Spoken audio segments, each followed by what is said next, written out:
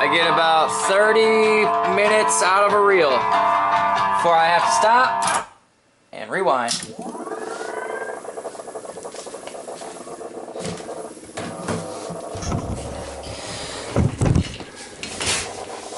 So, let me make it a little quick adjustment. So while we're rewinding, let me show you how I've been mixing the Anodes EP. I've been mixing it in analog on my desk. I have a nice little Soundcraft Series 50, or excuse me, Series 500 from the 1980s. And what I'm doing is I am mixing it from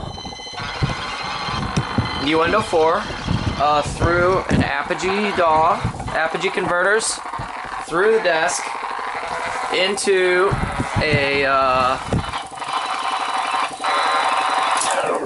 excuse me, sorry about that, into an API 2500 bus compressor, and then going into this tape machine.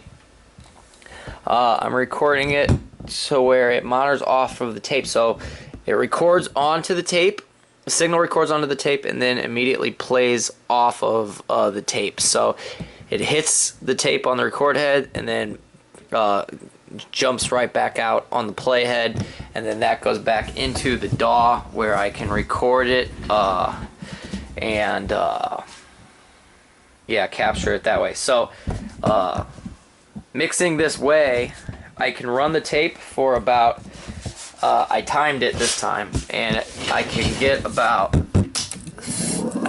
a half hour out of it.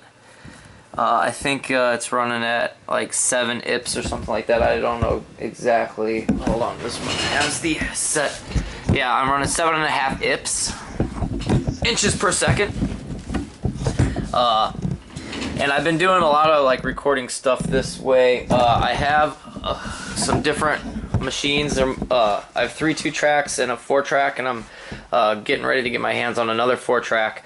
But what I've also been doing, aside from mixing this way, is also tracking this way, where you send your microphone into a preamp, then preamp into the tape machine, record onto tape, then have it jump off the tape. This is basically how the clasp systems work, but it's also known as repo recording, because you're using the repo head to basically record on to the tape and then jump back off and then put that in the computer.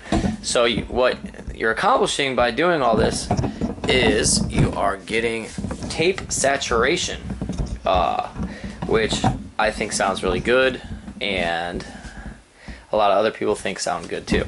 So if you're going for a super transparent, you don't want color on your stuff, then don't do this. But if you are looking for some color and you're looking for tape saturation, then this is the way to get it.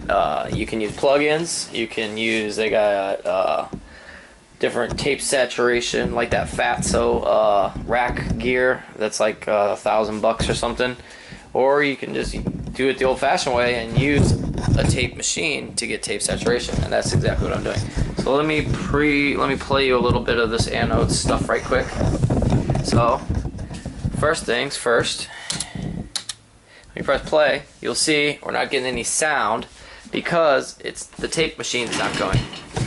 In order for us to get sound, we have to get the machine running. So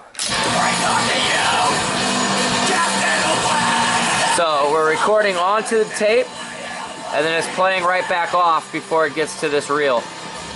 So all the magic is happening underneath this plate right here. And this is what I'm working on. I'm recording it all in analog. I'm doing my automations in the box before it hits the desk. And I'm using a couple of rack things. I'm using like some EQ and this and that.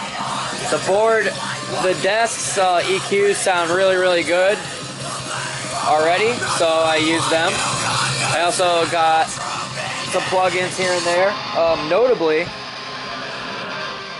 Notably, this this EQ, what is it? It's the, I can never pronounce it. Lufticus. This Lufticus EQ, which is basically a take on the Moog EQs with the airband and everything, sounds great. This thing is amazing. I love this EQ. It's the most musical EQ I've ever worked on. It's the jam. You should check it out. Alright, YouTube land. See you later.